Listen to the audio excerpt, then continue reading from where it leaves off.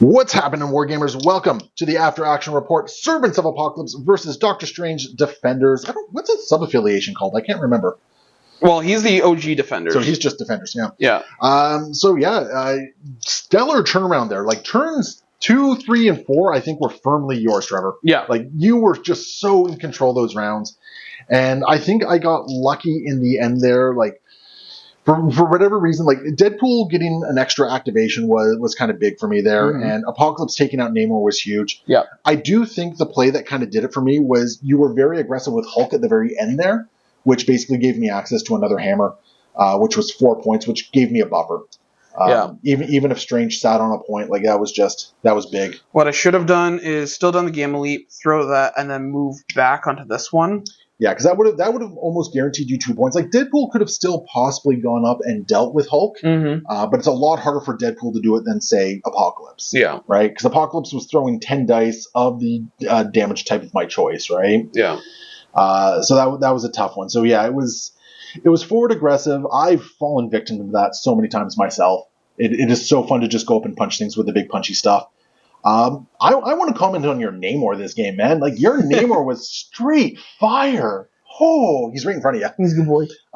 Your Namor he was all over the board. He was hitting me for a whole bunch. I think he accounted for 2 days as in a KO or something like that. Yep. Like, just absolutely batty with what Namor did there. Not only that, but he stole my objectives twice with his spender. Which, I mean, was just rude. And if it wasn't for the fact that my first attack into Namor did 5 points of damage, giving me that nice wiggle room to go into him with the N7 Judgment, like, that could have been a very different thing. Like, I got lucky that the dice showed up for me at the end of the game there. Because I'm not going to lie, I was going into that going, it's like, yeah, if Namor doesn't die, that's pretty much game for you, I think. Yeah. And I got really lucky. I'm not going to lie, I feel really bad because I feel like this is exactly what happened when we did Daredevil versus Kingpin. Yep. That, you were firmly in control until all of a sudden Kingpin showed up and just headbutted everything into oblivion. Oh, poor Danny. Yeah, like getting the headbutt in one. But yeah, this was big. This was, I would say this was actually a really good showing for both Apocalypse and Namor in this particular game.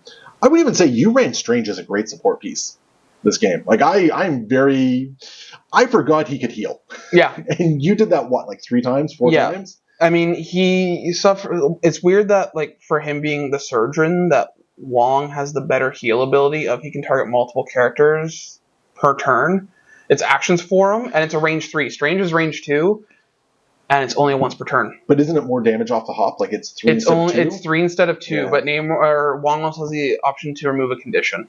Okay, yeah. So Namor, Strange. Wong definitely has a little bit of an edge there for multiple use of it. But this was a wild game. Like, this was, I would say, up until round 6, this really was anyone's game, and I probably was leaning towards you. Yeah. Valkyrie's initial activation, like Valkyrie walked up, or what was it? She walked up, she took somebody out, then I took somebody out, then I took her out, and like that was kind of wild. Colossus just not doing anything this game. Blob being a wrecking blob. Yeah, I think you did more damage with Blob than I did with Blob, because you just kept picking him up and throwing him around. Weirdly enough, Deadpool and Apocalypse were the heroes of this game for me. Do you have an MVP for you? I gotta go with Namor. I think it was Namor as well. Namor, a lot of these characters like Strange, I think people sleep on them. Hulk, everyone else kind of deal with them. But Namor is still relatively new, and there's so many different playstyles you can play with him with his maneuverability. Like, I could have just easily gone there, grabbed that point, and then ran away. And forced you to come chase me. Yep. But I mean, you also stole, I think at the time I only had 2 hammers. You had 2 hammers, yeah.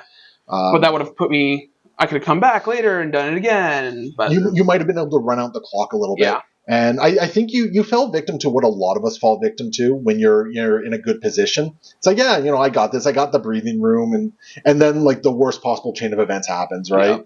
And I think that's what kind of happened here. You had a lot of breathing room, and I got lucky with some dice rolls there. Yeah. But I mean, that's also MCP dice. Yes, very much so. Because I will not lie, I would say my dice were awful for the first 3 rounds of this game, and then they just churned on round 4, round 5, round 6, and My dice were like, let's spike you into the ground and make you reevaluate your life choices. Your dice were terrifying, man. like they were the kind of absurd where I'm looking at them and going, it's like I can't even be unhappy with you on this. That is just obscene. I don't know what's going on here. And it gave you a lot of really early momentum there, and it was hard for me to catch up.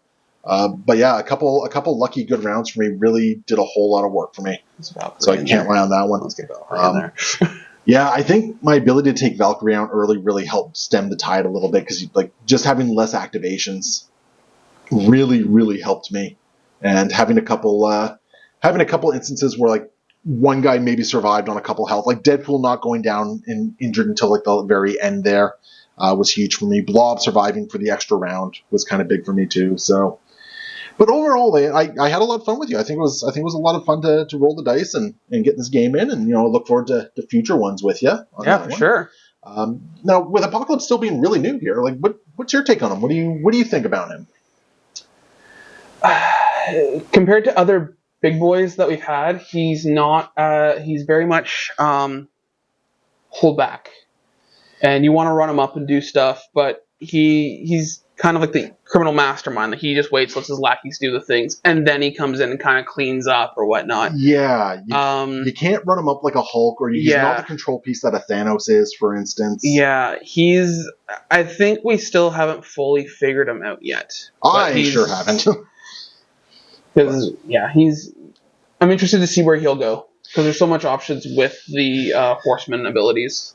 Yeah, and I think that's actually the biggest thing. Like surrounding himself with a bunch of interesting characters that can really add some extra expertise to him, I think is really where he shines here. Being able to pull on 4 extra superpowers is incredible. His Master of the Horseman, when you get those evolution tokens, it's great how many dice you're now re-rolling. I think that was a big part for you too, because like you were able to use that to pay for stuff that you wouldn't have had online otherwise. Yeah, because you can use it to pay for the Horseman cards, which was big. Because I think outside of like one or two, no, I think there was just one round where I only had like 1 Horseman token on there. Otherwise, I kept generating ones. Like Gambit going down twice was like a huge boon of 6 total things there, and I was always getting Blob was getting his thing off quite a bit. Every time you punch Colossus was another Horseman token in every power phase. So learning how to use that right, it was big, and I think I made a lot better use of it in this game than I have in previous ones. So, but yeah, so there we go. That was overall, it was a fun game, some wild dice, and I'm looking forward to our next one. So yeah, so hopefully you guys enjoyed the game, and remember, if you want to support the channel, hit that like, comment, subscribe, go to Patreon, support for $1 or $2 a month, and we will see you next time. Happy wargaming.